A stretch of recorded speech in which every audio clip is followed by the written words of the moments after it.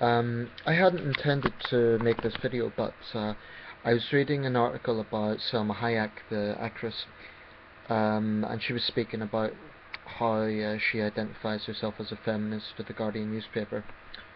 Um, but this isn't really about that. It's just how I got onto the topic of feminism. Um, yeah, so I came across. I just googled something, as I sometimes do when I'm thinking about these subjects, just to see what comes up. I think I googled something along the lines of most women have issue with feminism, to see what would come up, and what actually came up was an article entitled "Why Men Have a Problem with the Word Feminism." This is from the Daily Telegraph newspaper, the Telegraph as it's posted here. It's dated 6th of March 2015, which is today. Um, Although actually the article's from November last year, but anyway, not too far back. The article is by Martin Dobney, and I'm not going to read all of it because it's quite lengthy, but I'm going to read the first few paragraphs because I think it makes very interesting reading, and then I'll comment a bit about this. Okay. My name is Martin and I hate the word feminism. I've been waiting the best part of 20 years to make that dark confession, and by God I feel liberated, if suddenly afraid of Twitter. Let's be clear, I don't hate feminists, and I actively adore what I think feminism stands for: equality and freedom of choice, irrespective of gender, sexuality or race. I'm not misogynist, sexist or fascist, those other horrible ists. No, my resistance to feminism is precisely because it's called feminism. In the instantly interactive and increasingly hostile world of 21st century sexual politics, to me the word now symbolises a megalith of negativity, a lightning rod for all that is bad about how men and women interact. Few other words in the English language instill such an immediate, powerful and usually negative response in men, and interestingly quite a lot of women, as the F word. But why? Racism doesn't automatically offend all whites. Atheism doesn't get the goat of all Christians, Jews, Muslims, Hindus or Buddhists. Some say the radical feminists, affectionately labelled the feminazis, have made the whole concept damaged goods. All men are rapists might only have been said once, but it can't be unsaid, and sadly it's the one feminist soundbite most men remember. Has feminism become less of a positive movement and more of a bad attitude? If I had to put this into a neat visual metaphor, when I hear the word feminism, I see a portcullis I'm sorry, I've got a bit of a mouth ulcer, so I'm staring my words. I see a bit of a portcullis thundering down. Psychologically, I'm reaching for the tin hat. Feminism isn't meant to be sexy, but as a word it is instant intellectual brewer's droop. I really, really wish I didn't feel like this, but as long as feminism is called feminism, a small dark nugget of my soul will forever resist its message. That's why I think feminism needs a new change. Why don't we rebrand, relaunch and reboot it, as we might any other tired brand with too many negative connotations? For all my sins, I know all about toxic brands. For 7.5 years, I was a figurehead of one.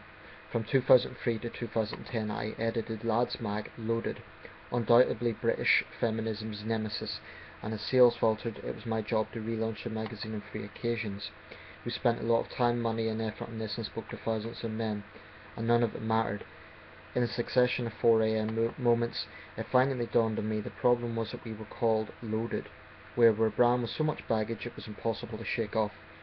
Fans loved us, our mainly feminist critics loathed and mercilessly attacked us, and often me personally, and never the twain shall meet. So to appeal to our core fans and annoy the feminists, we became more loaded, which was a self-fulfilling prophecy. We should have been bigger than that. In a strange sort of way, feminism is at the same crossroads. Does feminism adapt and embrace outsiders, or does it resist and see broader public engagement wane? Anyway, I'm not going to read the rest of that because it's quite lengthy. But generally, the message there is obvious. What this guy is saying, and I don't know him. I'm not familiar. I never bought Loaded magazine. I'm not really into lads mags, but anyway, he obviously has an interesting perspective because he says he's not against feminism, but he is this very sort of man that feminists would take issue against, editing in men's magazine. but I think he actually touches on some very important points. There is this reactionary perception I find among feminists that if anyone speaks out against them or opposes them, especially men, it must be because they're misogynists who want to control women. And this might partly be explained by the fact that there are some men who have that attitude, and traditionally hostility to feminism was genuinely about misogynistic attitudes. But I think it's fair to say, and it is a fact, that if you ask people on the street, do you believe in basic equality between men and women, the vast majority of people would honestly say yes. And I don't think they would say yes just because it sounds good. I think attitudes have genuinely improved in that regard.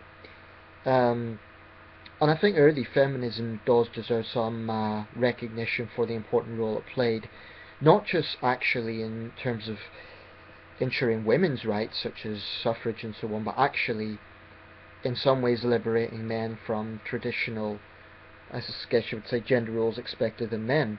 So I personally have no major problem with first, even second wave feminism.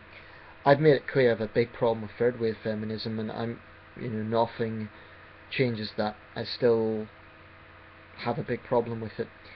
And I think he hits the nail on the head, basically. Words have a lot of power. I know this because I'm a teacher. I'm an English teacher, so I understand the power of words. And feminism is a very, very loaded word. I suspect a lot of men cringe when they hear the word. Is this because they hate the idea of women having rights? No, it's not actually. It's because there is something about the word that automatically comes across as hostile. If you're a man, even if feminists tell you, oh no, it's all about equality, we don't hate men, the fact of the matter is, feminism implies gender bias. And because it is so constantly negative, and let's be honest, it is, then men really cannot be blamed for being so cynical about feminism. Because from what I see, feminists do very, very, very little to dispel the perception that it has. For what it's worth, I don't actually believe that all feminists hate men. I think that's a cliche. I think probably the majority of feminists are normal people. I was going to say normal women, but I acknowledge there's male feminists. Normal people who probably do genuinely believe in egalitarianism. I wouldn't necessarily agree with all their views, but I don't believe that they're extremist man-haters. But I do believe that they haven't done anywhere near enough to address the image problem feminism has. If you're part of an ideology or a movement, it's no good just basically whinging that the movement has a bad image. It's your responsibility to not just say, oh well, that's a false perception. It's your responsibility, if you are going to label yourself part of a movement, to change that perception. An analogy I would make is that the vast majority of Muslims have nothing to do with Islamists, and they're not responsible for the actions of Islamists, but they do have a responsibility to acknowledge the existence of Islamists. Likewise, the majority of feminists probably aren't man-haters, but they have a responsibility to recognise why feminism has the negative image it has. And it's no good just blaming right-wing shock jocks, because actually a lot of people have a problem with feminism. I don't consider myself particularly right-wing, so I don't think this is a left-right issue even. I think it is it's a perception issue. And the fact of the matter is, third wave feminism has a terrible public image. And you don't win a PR battle by trying to bully and silence people, which is a tactic that this movement has repeatedly used. And if it isn't using that approach, then it's using the victimhood mentality. So there is actually no moderate approach. On one hand it's like, oh, women are all victims and it's all terrible, and I think There was a woman called Jessica Valenti went down that line, that she sort of said that this is why feminism's needed, because Western women have it terribly. That's a lot of bullcrap, by the way. I think it's an insult to women who really are being persecuted in the world. But anyway, without going off on a tangent, so there's that victimhood mentality, but there's actually also a very nasty streak to modern third wave feminism, and that is bullying, quite frankly. Bullying women who don't conform, and also trying to shout down men who speak out against it. What I hate about third wave feminism, not feminists, there's a difference, but the ideology, the movement, not the individuals but the movement, is how narrow it is. It's basically this idea that you have to agree, otherwise you're a sexist pig. I hate the narrowness of that thinking. I just hate it. So how can there be any rational debate when you're trying to go up against people who are living in a victimhood shell? I don't even know how to approach that sort of debate. I'd be willing to have an adult, mature debate with any feminist, but the problem is, whenever I've seen it online, so often it turns into a juvenile mudslinging contest, and probably feminist critics are partly culpable as well for throwing out things like, oh, you're all man-haters and stuff. It's not the case. But I would say that feminists have no one to blame but themselves for the negative image that the movement has. You can't just blame the media, because actually, for one thing, arguably third wave feminism has a very, very big influence on the media. I mean, if you look at the pretty much daily pro-feminist articles in newspapers and magazines, in large segments of the media, the idea that they're the underdog is a lot of rubbish. They're actually very powerful from that point of view. I cannot think of a single day where I don't pick up a newspaper or see in a magazine at least one pro-feminist article, and it far outweighs any articles that are questioning feminism. So they cannot complain about immediate bias. I think that's absurd. I mentioned the Time article, and I'll mention it again because I think this is important. Time is, I would say, pro-feminist publication, but this, what I'm going to mention, really demonstrates just how absurd this is. They had a poll not long ago, a reader's poll on words that should be banned. It was, I get the impression it was a tongue-in-cheek article, but words that should be banned in the year 2014. And the word that came on top was feminism. So clearly a lot of Time readers didn't share the editorial stance, and they saw feminism as a negative thing. But guess what? Instead of actually acknowledging the results of their own poll, they just ignored that and decided to apologise to feminists. Now, to me, that is basically bending over for a minority, a lobby, a minority lobby, and that's just ridiculous.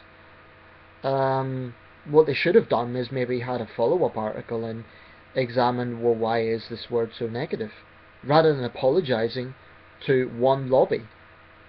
And there's a lot of reasons why feminism irritates me, but that's another one. The fact that so many women who call themselves feminists, and some men for that matter, have this arrogant idea that they speak for all women.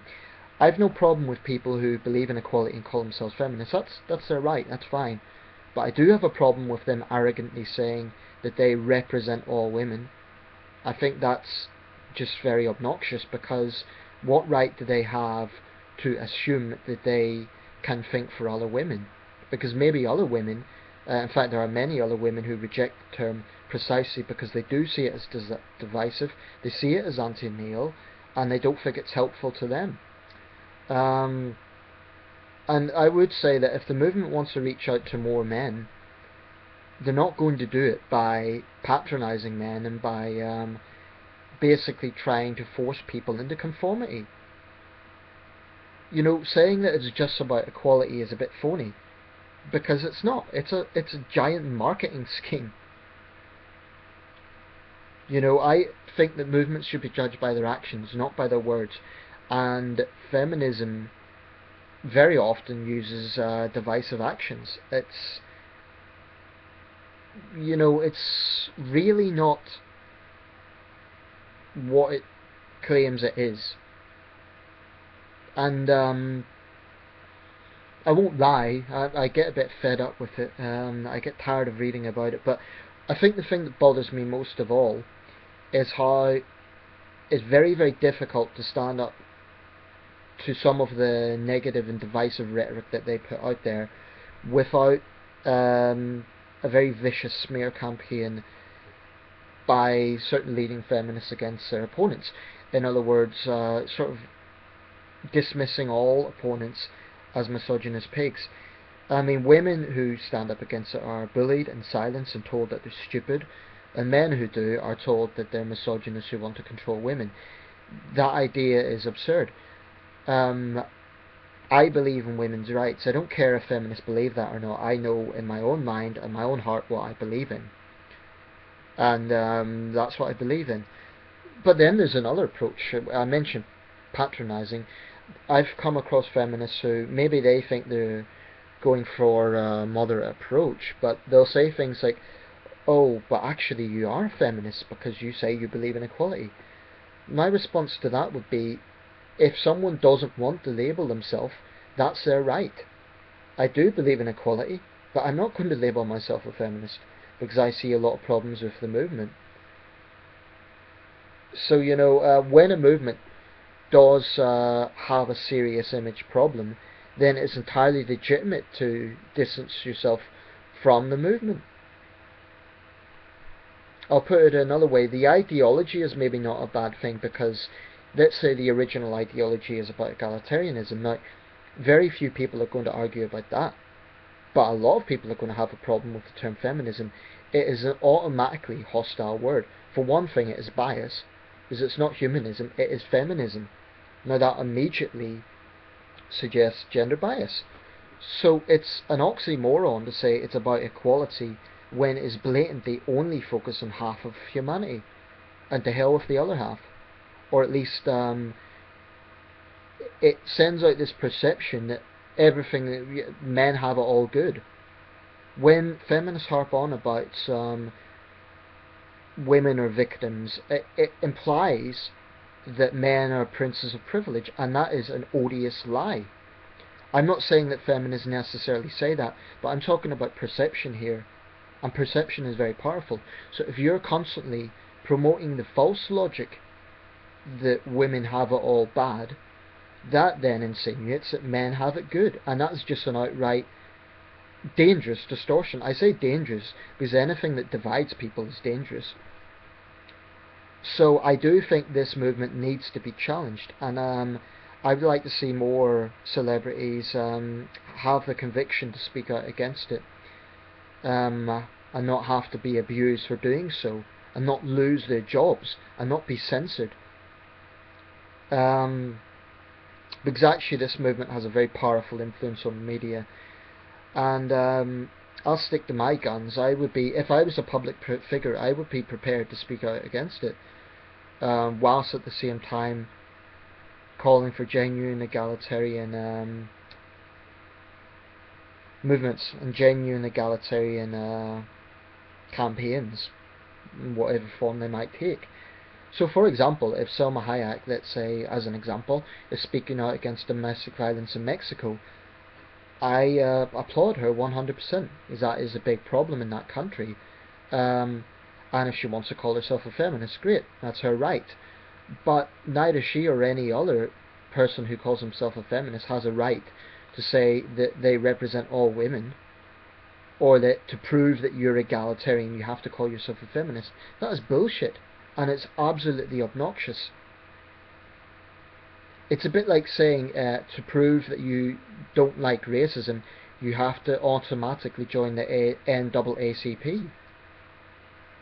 I mean, the idea that you have to join a certain movement just to prove something is absurd.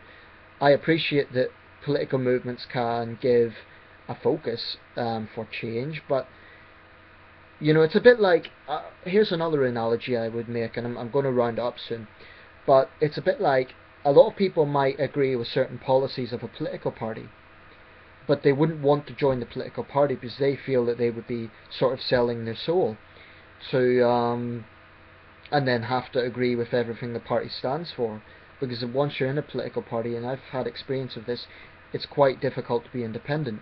So I'm sure there's many people out there who absolutely believe in women's rights, but they don't want to call themselves a feminist because they feel that they would be pigeonholing themselves with a very narrow movement. And actually, it is a very narrow movement. I don't believe it is tolerant of dissent. I don't believe it is tolerant of diverse opinion within its ranks. I haven't seen much evidence of that. You know, and if you think that's exaggerating, go to any feminist forum and just suggest something moderately different and see how they respond. Because in my experience, and I've looked at a few feminist forums, no, I haven't trolled, but I've just looked at the comments there, and it's basically like agree with us or else we'll censor you. And I'm just fed up with it, really.